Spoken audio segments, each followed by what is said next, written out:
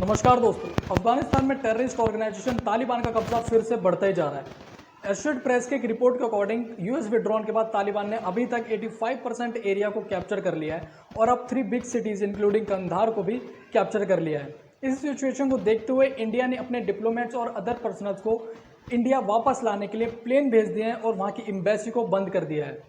Guys same United states भी कर रहा है, क्योंकि तालिबान का दोबारा से अफगानिस्तान को कैप्चर कर लेना एक ग्लोबल थ्रेट से कम नहीं। और इसी सिचुएशन को देखते हुए गाइस ये दो क्वेश्चंस अराइज होते हैं कि यूएस ट्रूप्स ने तालिबान के साथ क्यों एक पीस ट्रीटी साइन करी और अपने मिशन को यहीं पर रोक दिया, और तालिबान का नेबरिंग कंट्री यानी कि इंडिया की नेबरिंग कंट्री अफगानिस्तान में दोबारा से आ जाना इंडिया की सिक्योरिटी प्लस उसकी इकोनॉमी के लिए कितना इम्पैक्टफुल, कितना इफेक्टफुल हो सकता है। सो गाइज आज इस वीडियो में हम इन दोनों क्वेश्चंस को डिस्कस करने वाले हैं, इसलिए वीडियो को एंड तक जरूर देखें। वीडियो पसंद आए तो लाइक करें, शेयर करें, मेरे चैनल को जरूर सब्सक्राइब करें ताकि ऐसी नॉलेजेबल वीडियो आप तक सबसे पहले पहुंचे। So hey guys, this is Karan Tanwar and welcome back to my YouTube channel classes with Karan and let's begin. दोस्तों, तालिबान का मतलब अरेबिक लैंग्वेज में स्टूडेंट्स होता है, क्योंकि इसे 1990s में एक रिलीजियस स्टूडेंट्स ऑर्गेनाइजेशन ने ही स्टार्ट किया था। ये एक मिलिटेंट इस्लामिस्ट ऑर्गेनाइजेशन है जो कि 1996 से 2001 तक अफगानिस्तान में रूल कर रही थी। पर जब इस ऑर्गेनाइजेशन ने अलकायदा के टेररिस्ट ओसामा बिन लादेन को अफगानिस्तान में शेल्टर किया, जो कि रिस्पॉन्सिबल था यूएस में हुए फेमस 9/11 टेररिस्ट अटैक के लिए, तभी से यूएस आर्मी और तालिबान के बीच में फाइट शुरू हो गई। दोस्तों, अगर हम क्रोनोलॉजी को समझे तो इस 2001 के टेररिस्ट अटैक्स के बाद यूएस आर्मी ने अपने ट्रूप्स को अफगानिस्तान में सेंड किया और तब तालिबान को वहां से अफगानिस्तान से छोड़ करके जाना पड़ा और वो पाकिस्तान में और यूएस अफगानिस्तान के बॉर्डर्स पर जाकर के छिप गए। और तभी से यूएस ट्रूप्स अफगानिस्तान में इस ऑर्गेनाइजेशन से लड़ रहे हैं। 2004 में अफगानिस्तान में एक डेमोक्रेटिक गवर्नमेंट इलेक्ट की गई और जिसके बाद से अफगानिस्तान में रिकंस्ट्रक्शन का काम भी स्टार्ट किया गया, जिसमें इंडिया ने भी एक बिग अमाउंट इन्वेस्ट किया है। इसके बाद अगर हम देखें तो 2009 में प्रेसिडेंट बराक ओबामा ने 17,000 यूएस ट्रूप्स और अफगानिस्तान में सेंड किए, जबकि 36,000 यूएस ट्रूप्स और 32,000 नेटो फोर्सेस के मेंबर अफगानिस्तान में ऑलरेडी मौजूद थे। इस यूएस ट्रूप्स को भेजने के गाइस दो मेन रीजन थे। पहला कि प्रेसिडेंट बराक ओबामा अफगानिस्तान में और सिक्योरिटी बढ़ाना चाहते थे, और सेकंड, अभी तक यूएस को ओसामा बिन लादेन नहीं मिला था। बट लास्टली गाइस 2011 में सोर्सेज के अकॉर्डिंग यूएस स्पेशल फोर्सेज ने ओसामा बिन लादेन को पाकिस्तान में मार दिया।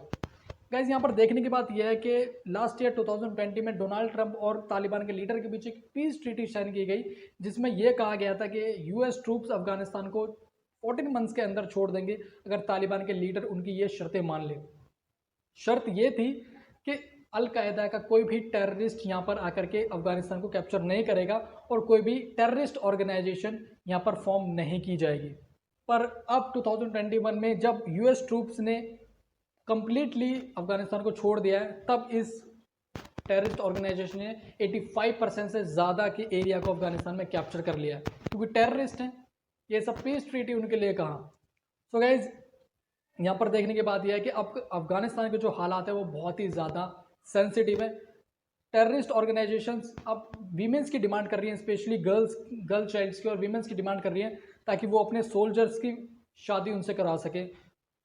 और गाइज सबसे ज़्यादा प्रॉब्लम्स वीमेंस के लिए अफगानिस्तान में आज और चिल्ड्रंस के लिए हैं। और गाइज तालिबान का दोबारा से अफगानिस्तान को कैप्चर कर लेना एक ग्लोबल टेरर बन चुका है, ग्लोबल थ्रेट बन चुका है, specially neighbouring countries including India के लिए भी। दोस्तों, अफगानिस्तान में तालिबान का दोबारा से रूल करना इंडिया की इकोनॉमी प्लस उसकी सिक्योरिटी को बहुत इफेक्ट कर सकता है। इंडिया और अफगानिस्तान दोनों ही नेबरिंग कंट्रीज होने के साथ साथ इनके जो डिप्लोमेटिक और फाइनेंशियल रिलेशंस हैं वो भी काफ़ी अच्छे हैं।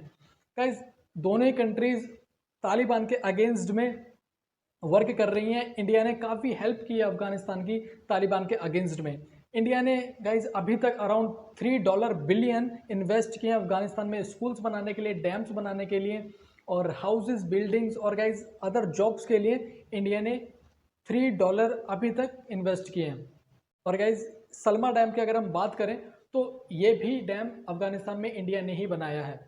और गाइज अभी न्यू पार्लियामेंट भी 2015 में इंडिया की ही मदद से अफगानिस्तान में बनी है। पर गाइज अब जब तालिबान ने अफगानिस्तान को कैप्चर कर लिया है तो एक्सपर्ट्स यानी कि इंडियन सिक्योरिटी एक्सपर्ट्स का ये कहना है कि बहुत पॉसिबिलिटीज़ है कि ये इंडिया के लिए एक टेरर साबित हो सकता है, एक थ्रेट साबित हो सकता है, specially in Jammu and Kashmir, क्योंकि आईएसआईएस के साथ तालिबान के बहुत अच्छे कनेक्शंस हैं। सेकंड में अगर हम देखें तो गाइज इंडिया ने इन्वेस्टमेंट की थी ट्रेडिंग के लिए। इतनी अगर बड़ी इन्वेस्टमेंट अगर अफगानिस्तान में की है तो गाइज इंडिया ने ट्रेडिंग के लिए की है, क्योंकि अफगानिस्तान एक बहुत ही अच्छी कंट्री है ट्रेडिंग के लिए इंडिया के लिए, इसलिए बहुत इंपॉर्टेंस रखती है हमारे लिए भी अफगानिस्तान। और गाइज अब जब तालिबान ने कैप्चर कर लिया तो इंडिया की ट्रेडिंग को भी बहुत इफेक्ट हो सकता है। तो गाइज आप नीचे कमेंट करके बताइए, क्या इंडिया को इस टेररिज्म के अगेंस्ट में स्टैंड लेनी चाहिए? क्या अफगानिस्तान की अब इंडिया को मदद करनी चाहिए? जब यूएससी जो अभी 20 ईयर्स तक वहाँ पर वर्क कर रही थी वो ही पीस एस्टेब्लिश नहीं कर पाई, वो भी उसने विड्रॉन कर लिया, क्या इंडिया को अब स्टैंड लेना चाहिए?